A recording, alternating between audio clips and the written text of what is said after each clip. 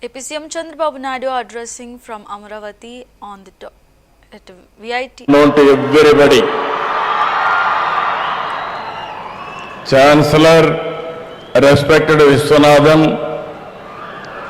Vice President Shankar Viswanathan, Minister for Tourism Kandula Durgeshan Garu, Assistant Vice President Mrs.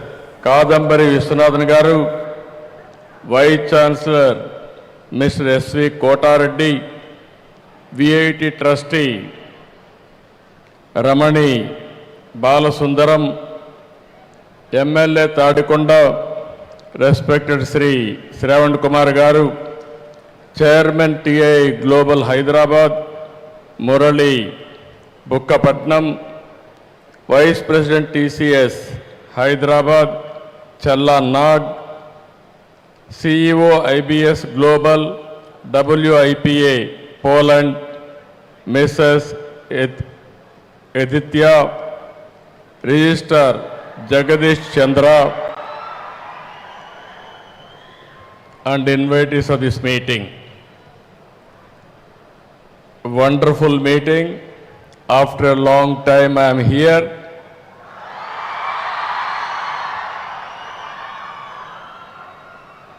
Today is a very good occasion, wonderful occasion. My students అందరిని చూస్తూ ఉంటే ఎక్కడ చూసినా కేరింతలు,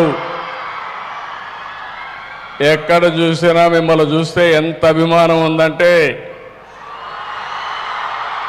రాబోయే రోజుల్లో ఈ అభిమానాన్ని మీ అందరికీ భవిష్యత్ ఇచ్చే విధంగా ఏ కార్యక్రమాలు చేయాలో చేయడానికి నేను సిద్ధంగా ఉన్నాను. ఈరోజు ఇక్కడికి వచ్చినప్పుడు మీరు ఒక్కసారి చూస్తే విశ్వనాథం గారు ఒక మామూలు వ్యక్తి.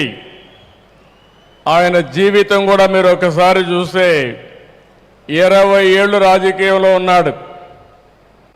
ఆ రోజుట్లో అన్నాదురైతో పార్లమెంట్లో ఉండి మళ్ళీ కరుణానిధితో కూడా పనిచేసి తర్వాత ఎంజీఆర్తో పనిచేసి తర్వాత జయలలిత క్యాబినెట్లో 2 ఏళ్ళు పనిచేసి తర్వాత వచ్చి విట్టు ప్రారంభించాడు.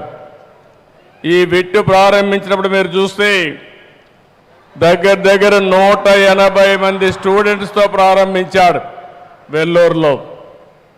అయితే ఇది గ్రేట్ విజనరీ. 2014లో రాష్ట్ర విభజన జరిగింది. నేను అప్పటికి ఎలక్షన్ కూడా కాలేదు. కానీ మొట్టమొదటిసారిగా వచ్చి వారు ఒకటే చెప్పారు, మీ మీద నాకు నమ్మకం ఉంది, మీరు గెలిచిన వెంటనే అమరావతిలో నేను విట్టు పెడతానని చెప్పిన మొట్టమొదటి వ్యక్తి విశ్వనాథం గారు.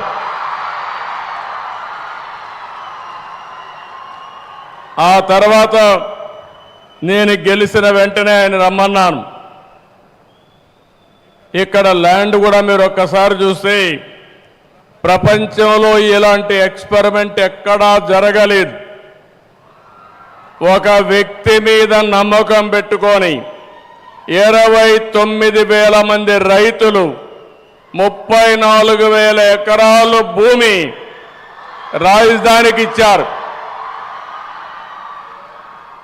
మేము కూడా అభివృద్ధిలో భాగస్వాములు అవుతామని ఫార్మర్స్ ముందుకు వచ్చారు. అది ఒక టర్నింగ్ పాయింట్. మీ అందరికీ ఒక ఐడియా ఉంది, నేను ఎప్పుడు కూడా అభివృద్ధిలో ముందుంటాను. అందరమారిగా మాటలు చెప్పను. ఒక్కోసారి ట్రాక్ రికార్డు కూడా ఉంది. హైదరాబాద్లో ఎవ్వరు కూడా జూబ్లీ హిల్స్ అవతల ఏది చూడని రాళ్ళు రెప్పలు. అలాంటి రాళ్ల రెప్పల్లో భవిష్యత్తును చూసిన వ్యక్తి, భవిష్యత్తును చూసిన పార్టీ తెలుగుదేశం పార్టీ.